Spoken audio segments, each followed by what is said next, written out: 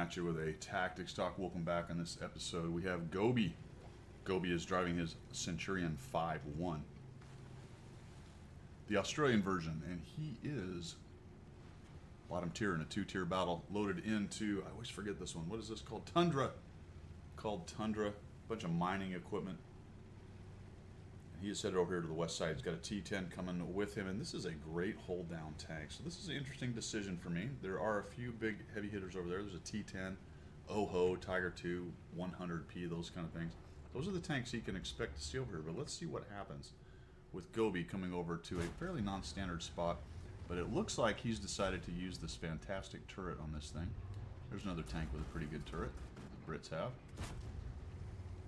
A little bit of an issue because the T-10 has decided to rub up right against him right there.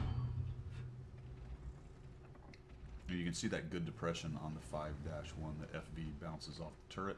Gonna have a hard time penetrating. And there's one of the heavy hitters right there. So Gobi is definitely dealing with a good number of heavy tanks. Although the 101 appears to have decided to bugger off. Did not want to push into the hold down T-10 and the Centurion, who's got a pretty good reload rate here as well. The T-10's just standing in, scoffing. And I'm expecting an artillery round on both these guys at any moment. It's interesting to me that it hasn't happened. There's the 100.01. And the 4202 unwisely comes around with side armor. And holy cow, now there's a Yag Tiger here as well. We got everyone and their dog, and there's two of them. Looks like the JT has decided to take matters into his own hand, but he gets pinned by the high pin APCR of the Centurion 5-1. And here comes the T-10. Will bounce right there. And this is where things can get a little dicey when you're outnumbered and you've got some decent heavy-hitting tanks finally coming up and not allowing you to have free reign on this little hold-down spot here. But we're bouncing off the T-10. And there's four of them. Artillery is helping. 4202 is right there. Look for a shot into him. There we go. T-10 no, T-10 sells out to get one shot in. Probably should have taken out the 4202. JT is well positioned right there. He gets tracked. The 100.01 is now coming around. He's working on the T-10. T-10 takes more damage, and this is starting to look a little bit bad. This is where the hit point advantage and the gun advantage that these guys have is going to start taking its toll. The T-10 is not a one-shot. That's good, but he is a two-shot. Gobi puts a nice shot into the... taking that shot right there, but he baits that. Oh, man, he eats a big one from the JT, and that's a bummer. Hung out there just a little too long looking for that right shot. Probably would have accepted that shot into the turret area of the T-10 and backed out to not take that JT shot, and he bounces a JT shot. That is a great example of the turret of the Centurion 5-1. A T-10 bounce, a JT bounce. They can't get through the turret.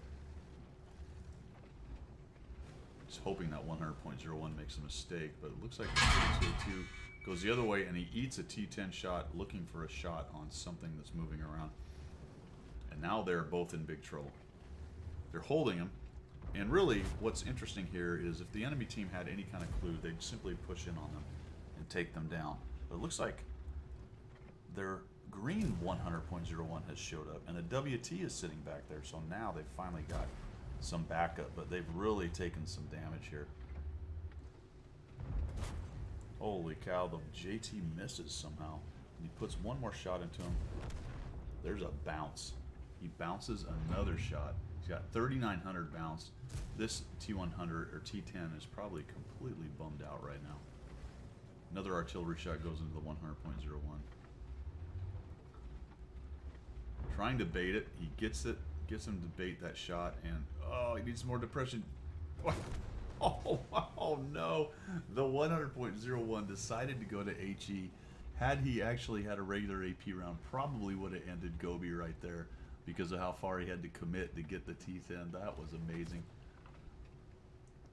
Another shot up into the corner of the drive wheel right there in a little weak spot.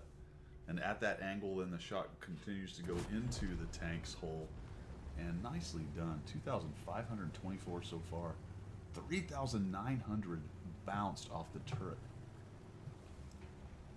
actually brings up something I've been thinking about for a long time. This hold down super turret game meta is really starting to become irritating, I think.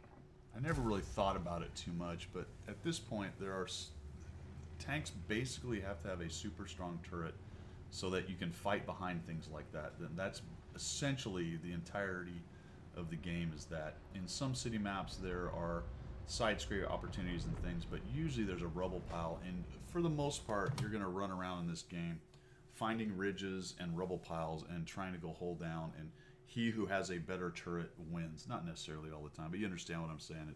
It is an interesting meta, and the more I look at it, the less excited I am about that kind of meta, especially when the weak spots on the turrets are so hard to get to. Anyway, nicely done, Gobi. 2 kills, 2,524 damage, 1,456 assist, and look at all that block damage. That was like him having 2 extra lives along for the ride, plus some, right? All right, guys, thanks for tuning in. I appreciate it, and we will see you.